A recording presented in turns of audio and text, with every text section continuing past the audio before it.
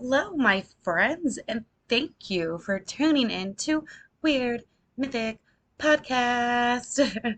And you know what? Happy Mother's Day to all you moms out there, and a very special Happy Mother's Day to my mom. I'm so excited to see you this coming next week. Finally, it's been like, I swear, almost 2 years since I've seen my mom, guys. So we're super excited, taking her to the coast for a few days, and we're gonna hang out, party, smoke, drink, all of it. So I'm very excited to hang out with my mom, and happy Mother's Day again to everybody. Um, I have a movie, well, not really a movie rec this week, guys, but it is a TV show that I've been watching, and it's a Korean show about like monsters and the end of the world type stuff. And guys, it is cracking me up because the subtitles straight up don't match the like I have to have subtitles on, and it's not matching what they're saying through their mouths. Like the voiceover and the subtitles straight up do not match. So go check that out. And it is hilarious if you like, foreign movies and TV shows. It's called Sweet Home. Should have mentioned that before. But yes, Sweet Home. It's a Korean show. The subtitles do not match what the voiceover is doing. Go check it out. It's hilarious. Other than the other thing, I have been to 4 concerts this year, and y'all should be jealous. So much fun. This has been a great concert season. I just saw Modest Mouse, and they freaking killed it. I love whoever does their lighting, because I like going to shows and I really get into light shows. The ways that they had like their soft blues and soft yellows with the song just lined up so well. I hope you guys have been checking out those podcasts that I've been recommending the last couple episodes. Macabre Family Podcast just ended their Playboy murder series, and great job, like for real, great job, guys. Yeah. I have another recommendation for Live, Laugh, Larceny. It's a true crime, but more like petty true crime show. They are hilarious. Me and Serena got to meet both of them at the True Crime Podcast Festival last year, and they are hilarious. They've also given us recommendations and tips on our audio stuff. So just go check them out. It's lighthearted true crime stuff. It's like Walmart people and Florida men all together. Like they are hilarious, and they always bring in good comedy with this petty true crime stuff. Speaking of true crime, have you guys been keeping up with the Lori Vallow case? Finally, it happened, guys. She has been convicted of murdering her 2 children, JJ and Tylee. She was also convicted of conspiring to commit murder for Chad's wife, Tammy. So she has been charged 2 counts of first degree, 2 counts of grand theft, which is the fact that she lied about where the children were, where their whereabouts were, 1 count of conspiracy to commit murder. She could get life in prison, that there has been no sentence set yet. I will update you guys as soon as that comes out. So that makes 2 of the true crime stuff that I've been following completely done with. The one chick is not Madeline McCain, and yeah, Lori has now been convicted. I don't know what else I'm gonna follow, but I'm gonna come up with some other like current event for everybody to follow that I can get updates on, because I don't know what's gonna happen with Miscavige. He's still running from the law. So as soon as I do have an update there, of course, I will give that. But let me get into why we are here today. This is the final UFO episode in this series. However, I think I will do random UFO episodes here and there, but right now, this is the last one. I'm going to mark it as final, and then the others will just be like UFO episodes. If I want to cover it, maybe it'll be like a cryptid type episode. But anyways, this is the final UFO episodes for this series. In this episode, I am mainly focused on the conspiracy stuff and what the government has done with those conspiracies. Like, has the government been involved with UFOs, UAPs, and extraterrestrials? We'll get into that at the end. But there has been a lot of talk, right? Especially lately about UFOs and how they're actually weather balloons, right? And as I'm doing this research, I always see the government talk about how UAPs that are being investigated are not a threat to national security, right? So here's my question. What was up with them shooting down that weather balloon and people freaking out over it? The people were thinking, is it a weather balloon? Is it a UAP? Well, the government obviously knew that it was not a UAP. They obviously knew that this was not extraterrestrials, so they shot it down. So that just makes my conspiracy brain think. Now I do have to listen to the government a little bit when it comes to spy planes and spy balloons from other countries that could possibly be a threat to us here in the US. I'll pay a little more attention to that.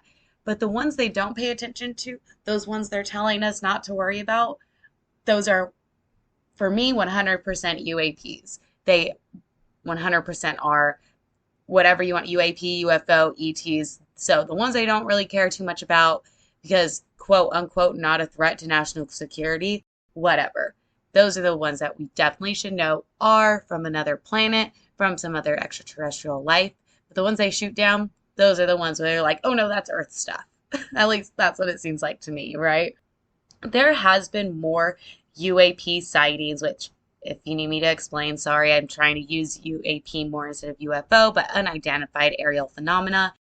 There have been more sightings and reports coming out recently, and I don't know if it's because there's just more technology within the last 10 to 20 years and social media that we can now film this for ourselves and show it to our peers, show it to our family, and put it out there for random other people to see on YouTube, TikTok, Reddit, all of that.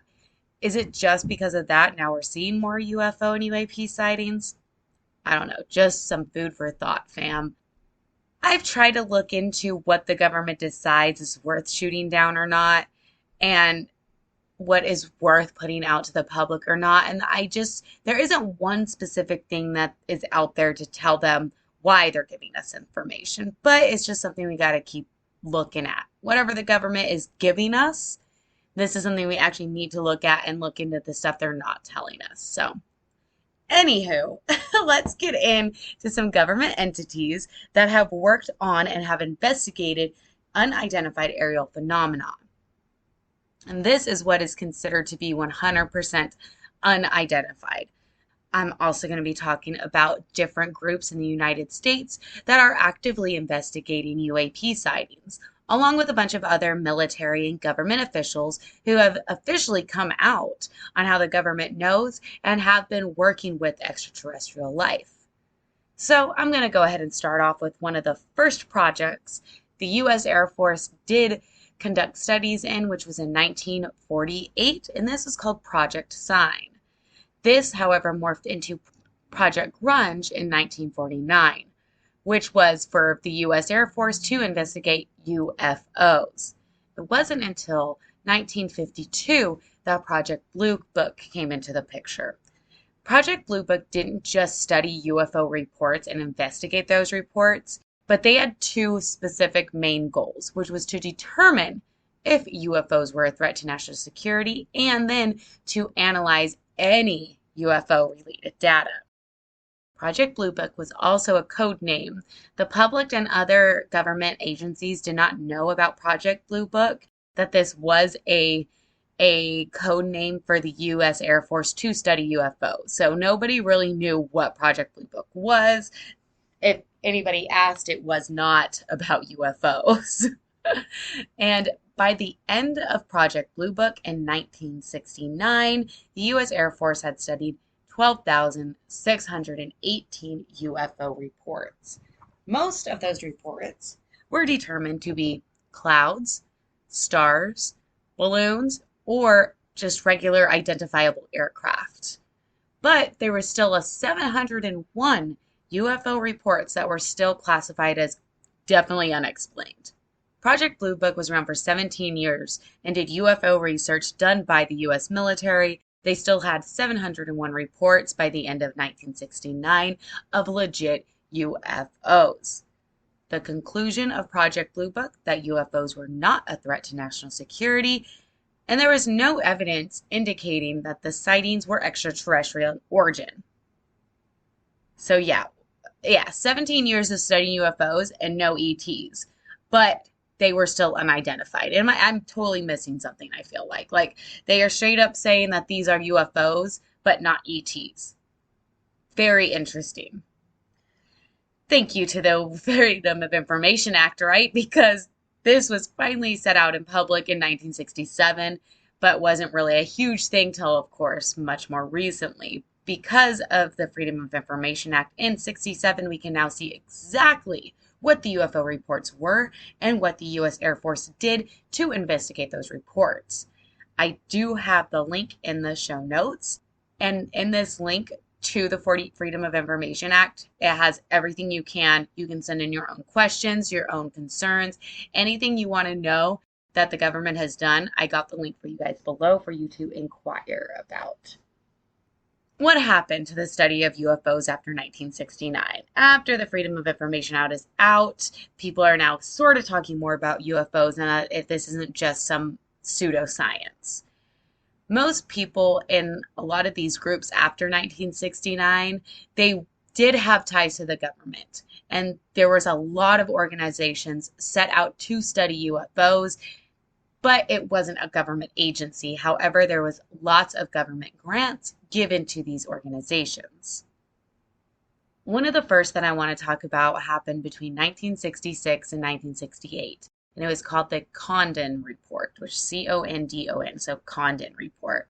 This was a UFO project that was run at the University of Colorado, and this was to study UFOs, and it was funded by the U.S. Air Force. But that's all I could really find. I really couldn't find any data, any sightings, nothing. It just said for these 2 years at the University of Colorado, the Air Force did give some funding so the university could study UFOs. So yeah. However, this is one of the coolest organizations that I've come across, okay? And I really wanted to talk about it. So this is called the SETI organization, and that is the Search for Extraterrestrial Intelligence Organization. This is facilitated at the Carl Sagan Center for Research, and this is when I really wish I was a lot smarter, guys, because this Carl Sagan Center for Research brings scientific people together to research on a lot of things. And in this case, it's the SETI organization, which, like I said, Search for Extraterrestrial Intelligent Organization. Sorry. So really what the SETI scientists are questioning is if there is existence of life elsewhere in the universe. And they have 6 core divisions within that, which is astronomy and astrophysics, exoplanets, astrobiology, climate and geoscience, and planetary exploration, which is the one that I'm more concerned with, the planetary exploration. And yeah, that's pretty much the one I'm going to be talking about now. So SETI does have funding from NASA and the National Science Foundation and other government grants. From their website, they say that scientists doing SETI experiments are looking for proof, not merely of life elsewhere, but of intelligent beings in other star systems, unquote. So SETI doesn't use rockets or flight to study the stars and study space like that. What they're doing is they are using massive antennas that are outfitted with these like highly sensitive receivers and dishes.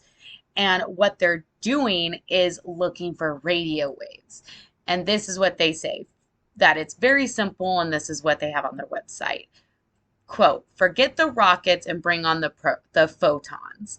Let signal beams via radio or light do the traveling, unquote. So in other words, they're doing radio signals to look for other radio signals out there in the universe. SETI has been using large antennas to eavesdrop on any radio signals. And this just means with, of course, aliens, guys. But I also like to point out that since they do have government grants, my conspiracy brain again thinks that they could be having the technology to eavesdrop pretty much anywhere else. If you have the large antennas and dishes and satellites to reach out into the middle of nowhere in space, you definitely have it for here. But anyways, this is used for aliens and UFO radio signals. Some of the experiments SETI has conducted use optical systems that search for flashing laser beams and lights also. SETI does not send out signals that are looking for them in space. So they're just putting out signals to see if there are signals out there. SETI's not putting stuff out there saying, hey, I'm SETI. Hey, I'm here. Hey, I'm from Earth. They're not doing that. That's actually what they're looking for. So they're not transmitting anything of their own. They're looking for transmission radio waves. They have been doing this research for about 60 years, maybe a little more. They haven't found shit. 60 years of government funding, NASA funding, scientists are giving them money. Haven't found anything. However, they are still being funded and they still continue to do that research. I think they've got to have found something. Why would they continue to do that research for so long and spend all that money and not have found something? There is also the Center for UFO Studies, and this is an international group of scientists and like-minded individuals who examine and study UFO phenomenon. I do have their website in the show notes. Also, you could always report UFO sightings to that website also, and they actually might just go investigate it. So let's get into something a little more recent, yeah? So if you guys remember, in 2021, the Pentagon came out to the world saying that they have been studying and have evidence of unidentified aerial phenomenon. It has been coming to our planet for decades. But they don't have any contact with alien beings. So they did admit in UAPs some type of extraterrestrial life, but no contact with the extraterrestrials or alien beings. That is freaking huge. Am I wrong? Our government came out and said, yes, UAPs are real. And not only are they real, but the government has been lying to us about it for a very long time. I do have a link in the show notes about Navy pilots that have been coming into contact with UAPs, which are my favorite, like UAP, UFO alien reports are always from the Navy and Air Force, are always my favorite. But the U.S. military did do this big update with their technology on radar and imaging back in 2014. And after that, there was a huge spike in sightings from the Navy and Air Force. Now, not only can you sometimes see these UAPs with the naked eye, but now they are seeing them on radar. And that is where it gets really interesting, because that's where the Navy was seeing these UAPs damn near every day. The best part is that it's all recorded. It's not just footage of the UAP going back and forth on radar, but you can hear these military men and women asking themselves and asking their colleagues, what are you seeing? What is that? Did you see that? Like, this is the type of stuff that really intrigues me and scares me all at the same time, because it's these really professional military people, and they break that professionalism when they see something they 100% can explain, and it is so trippy. I'm going to put a video up in the show notes. I watched a 60 Minutes on 2 Navy pilots who are telling the story about their experience with UAPs. This UAP that they mention and talk about was actually seen by 4 Navy pilots. Only 2 came forward to talk about it. It is also on radar and it's recorded. Like, they've recorded it. It's all out there. So in this 60 Minutes video, the 2 Navy pilots talk about them going out on November 2004 in Southern California. While flying during some training hours about 100 miles southwest of San Diego for about an entire week, the Navy was seeing these UAPs on the radar systems. So there was finally somebody's like, okay, someone needs to go investigate these. So he sent out 4 pilots. So 2 planes, 4 pilots. These pilots saw something on their radar, followed it, and then from what they say, that this object just appeared in front of their eyes. They're kind of like chasing it and realize that this object is all of a sudden below them. So they start to get closer, and as they get closer, it just appears like out of nowhere right in front of their eyes, and it's hovering right there in front of them. And as they get a little closer to it, it looks like a Tic Tac. So for those of you that know about UFOs, this is one of the Tic Tac UFOs. And as they continue to get closer, as it's right in front of them, it starts to mimic their flight patterns. So this Tic Tac UFO, and it's about the size of their aircraft, and they don't see any windows, they don't see anything inside of it, but it starts to mimic all their flight patterns. This confused the Navy pilots at first since they did not see any exhaust coming from the Tic Tac UFO. They didn't see any wings or any marks on it either, so they couldn't tell if maybe this was from another country. There was nothing on it, just this little, cylinder Tic Tac looking thing, but flying around mimicking their flight patterns. And then all of a sudden, it really does stop to right in front of them. Like now it's close and directly in front of these pilots. And all four of them are just like, the fuck? It's there for like a good 5 minutes, guys. And they're talking to each other like, you guys see this, right? Yes, you see this? Yes. What is this? I don't know what it's doing. It's just hovering. It's hovering in front of us for a good 5 minutes and then just disappeared. And the pilots are just like, whoa, where'd it go? What happened? I don't see it on radar. I don't see it anywhere. So they head back to headquarters. A few minutes later, about 50 miles north of that, there's another Navy site, and they saw a Tic Tac on their radar. Reports were filed about the 4 pilots coming into contact with this UAP, but nothing was done. And it wasn't until 5 years later that the Advanced Aerospace Threat Identification Program came into the picture. Now, in that 60 minutes video clip, you can hear the 2 pilots talk about what they saw, how incredible it was for them to witness it. And they legit just kept repeating, there's something there. We don't know what it is, but there is something there. And when the Advanced Aerospace Threat Identification Program, ATIP, once ATIP came involved, and ATIP was run by this man named Luis Elizondo, he came out to the public about a lot of military cover-ups with UAP encounters. And yes, it is in the show notes if you guys want to talk about it. So Luis explains exactly what will make a UAP very unique, what would be considered a UFO, a UAP, what it is. And these are the 5 signs that make it unique. 1, instantaneous acceleration. 2, hypersonic velocity. 3, transmedian travel. 4, anti-gravity. 5, low observability. Yeah.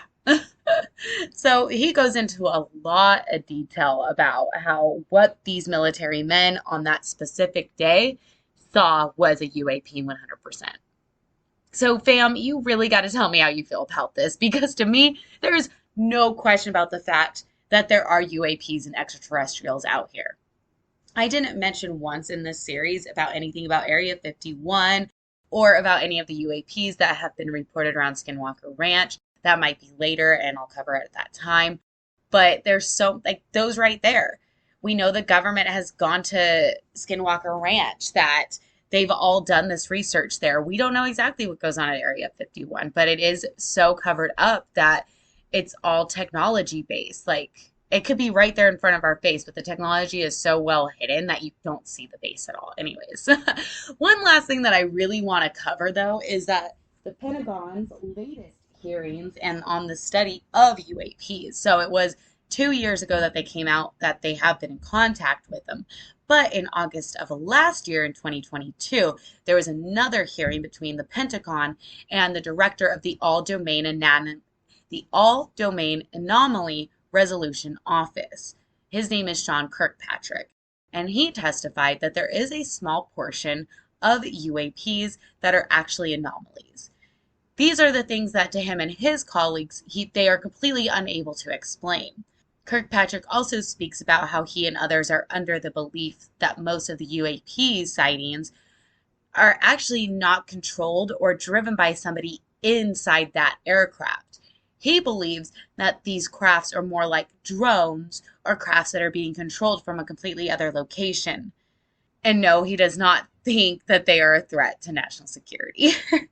So according to him, and now the Pentagon is agreeing with him, that these UFO and UAPs that we are seeing are more like drones. Some of them, yes, we have had encounters with extraterrestrials. We have those out there.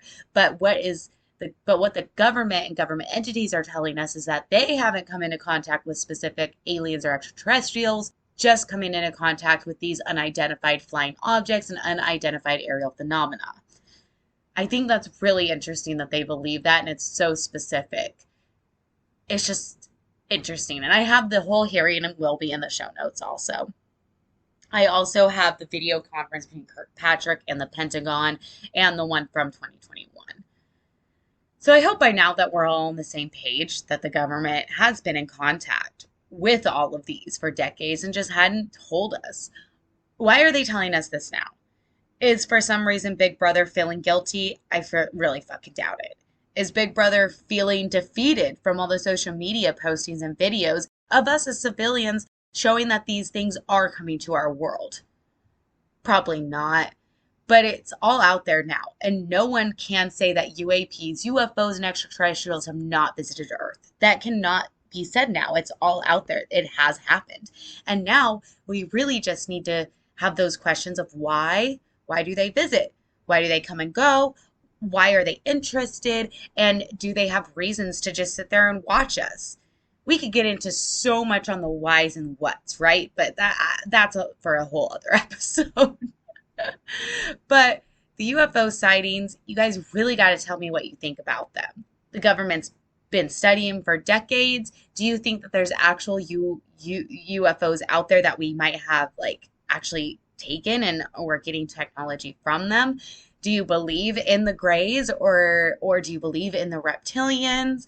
There's so many other alien type beings out there. Like everything. It's insane how much there is out there on UFOs. Please go to my social media. Go to Weird Mythic Podcast on Twitter. Go to Weird Mythic Podcast on Instagram, which is also has all the links to everything else and the website and our merch. Weird Mythic Podcast on YouTube. And please, if you got an encounter with any sort of ET or UAP or want to give me some insight on some other government cover-ups, because I love it, send that to weirdmythicpodcast@gmail.com. Send me everything, guys. I love the aliens and UFO stuff. Just send it all here because I could do a whole podcast on it. But we will be getting into some sort of cryptid or paranormal thing for the next one since I'm going to be with my mom and she might want to do a show with me. So yeah, might have that coming up. But go ahead, like, subscribe, stars, comment, whatever it is, but go to all the social media and again, send me a story or encounter or suggestion on something to weirdmythicpodcast@gmail.com. Bye.